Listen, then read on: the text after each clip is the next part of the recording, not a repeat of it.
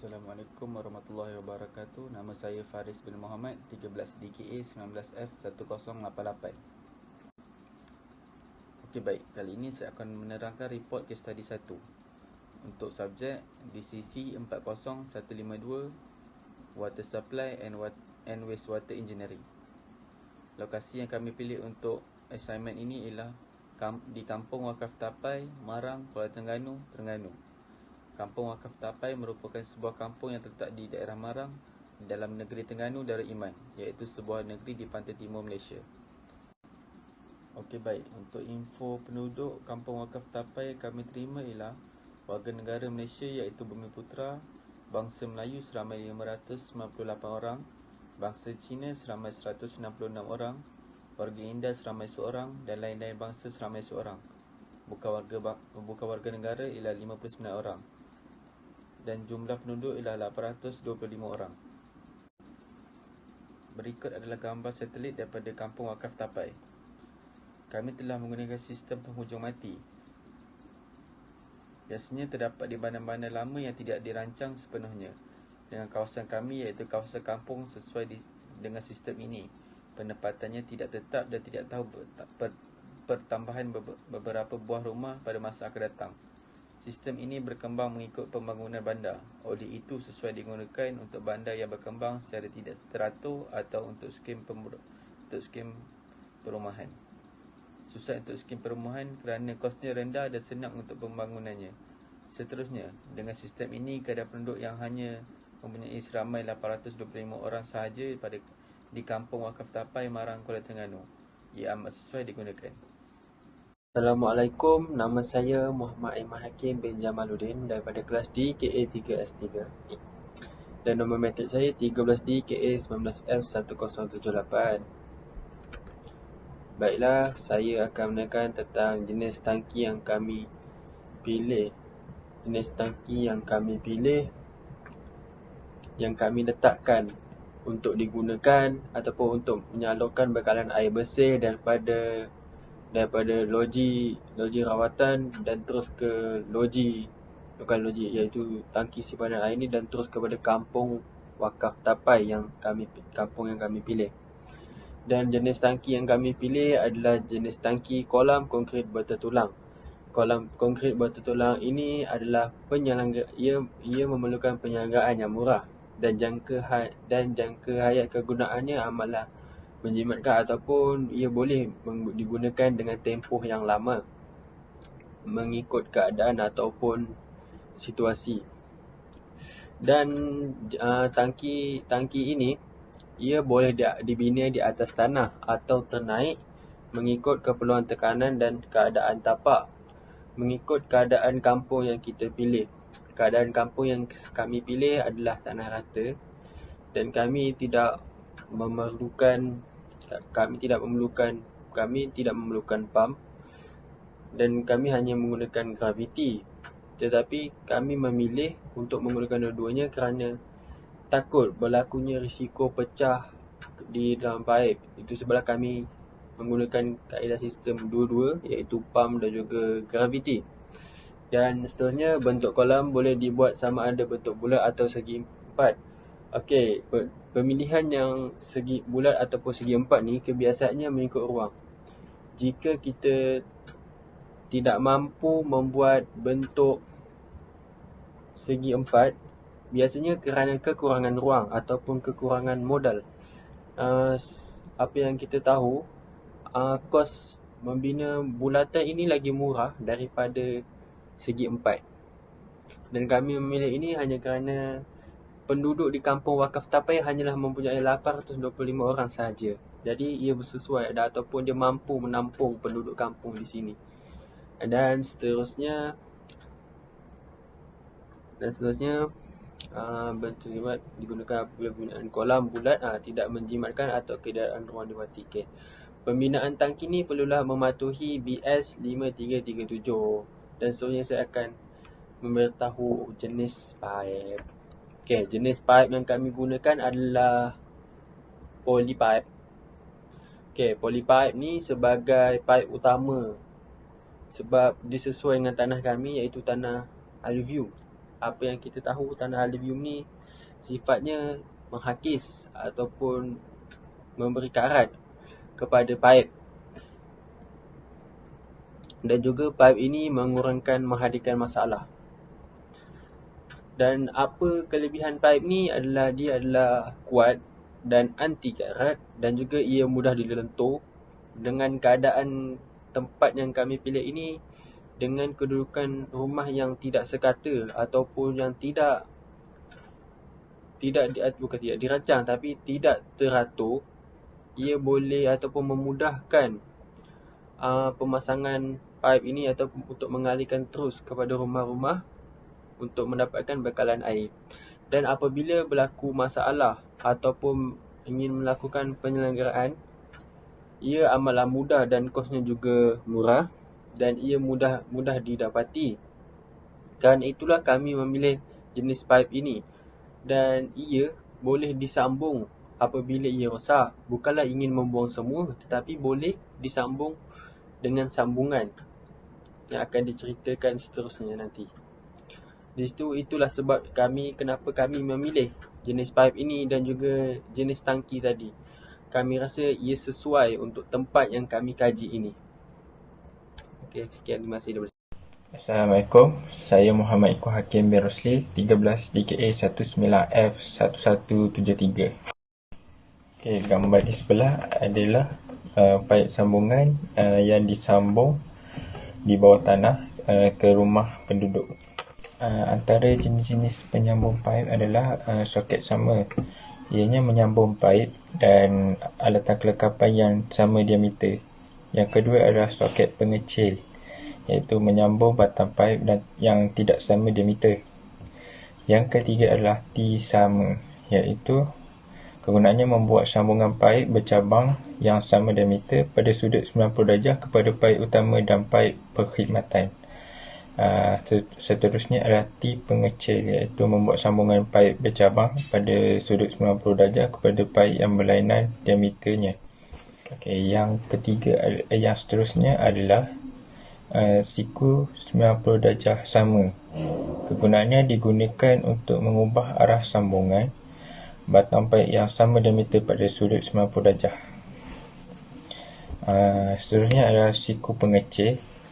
Ianya digunakan untuk mengubah arah sambungan batang paip yang tidak sama diameternya. Seterusnya puting heksagon. Menyambung dua jenis penyambung atau alat kelengkapan perpaipan yang sama diameternya. Okey, yang seterusnya adalah soket penjodoh. Soket penjodoh ni digunakan untuk menyambung paip yang sama diameternya tanpa memusingkan paip yang sedia ada. Yang terakhir adalah penyuai soket injap. Kegunaannya adalah menyambung paip yang berlainan jenis.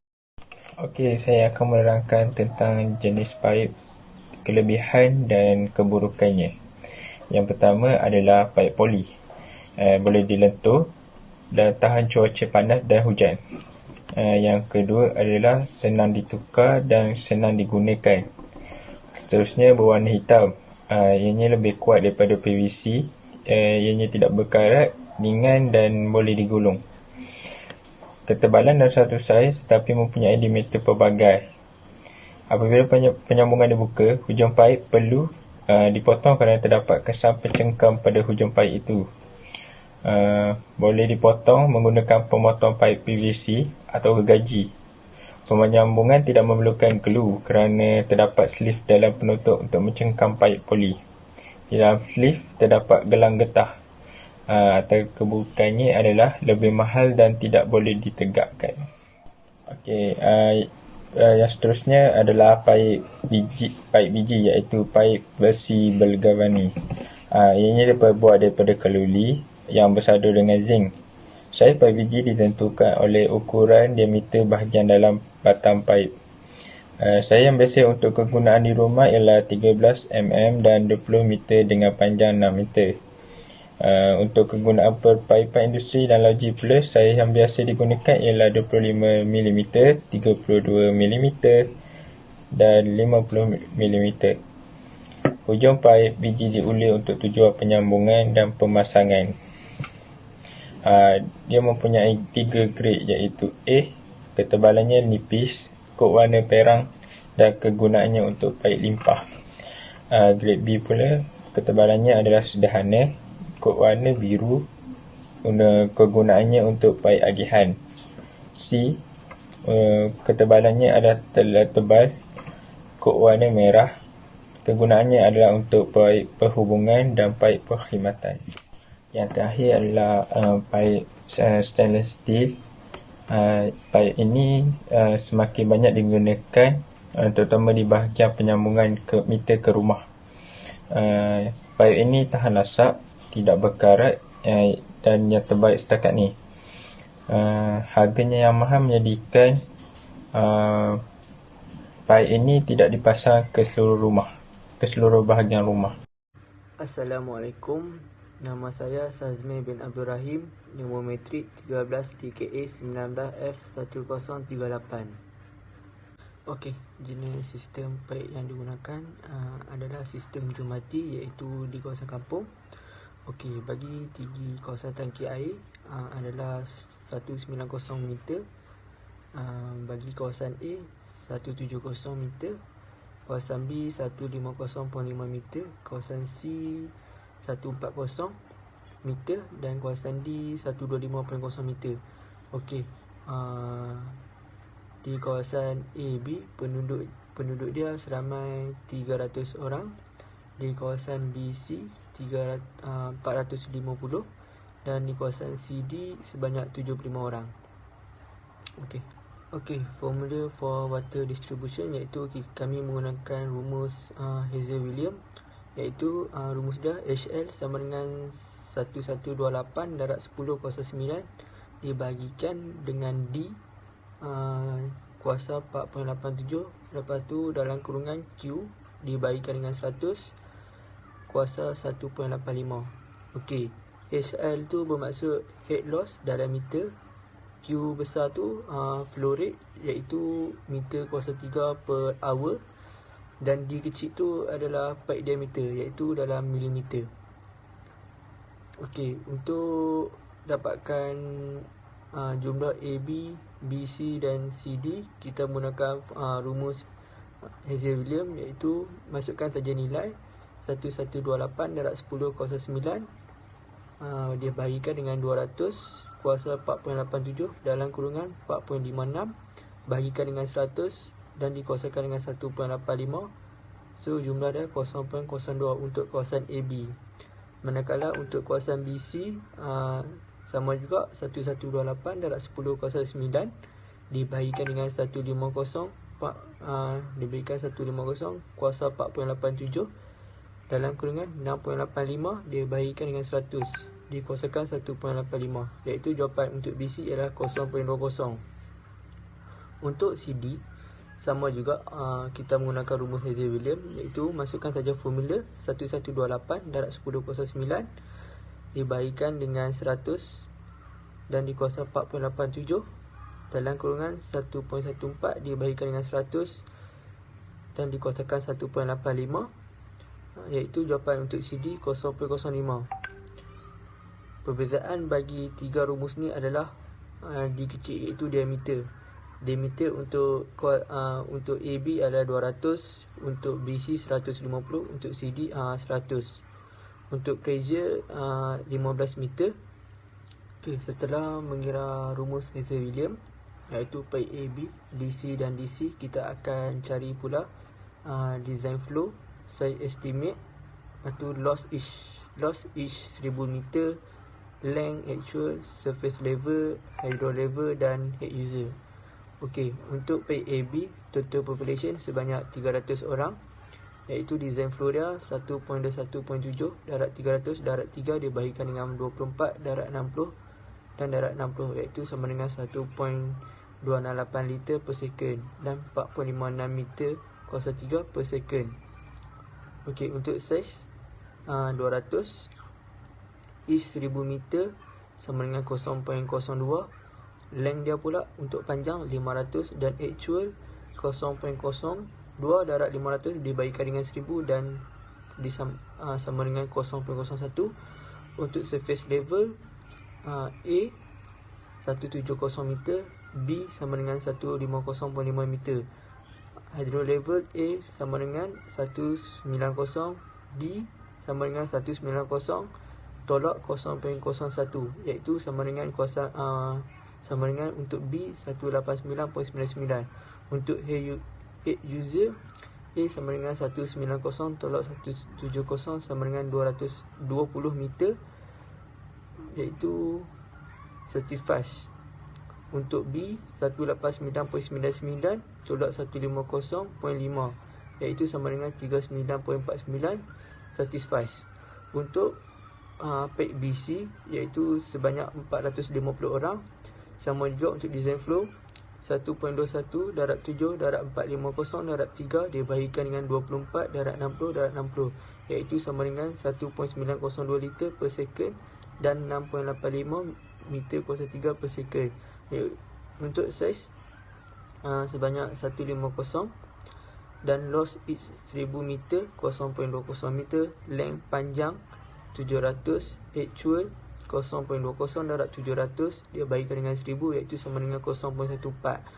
Untuk surface level untuk C sama dengan 140 meter. Hydro level untuk C 189 tolak 0.14, iaitu sama dengan 189.85. Untuk head user untuk C 189.85 ditolakkan dengan 140.140, iaitu sama dengan 49.85 mm, iaitu satisfy. Untuk pack CD iaitu 75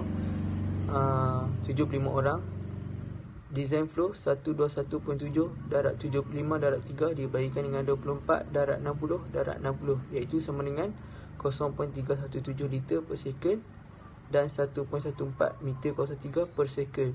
Saiz dia adalah 100.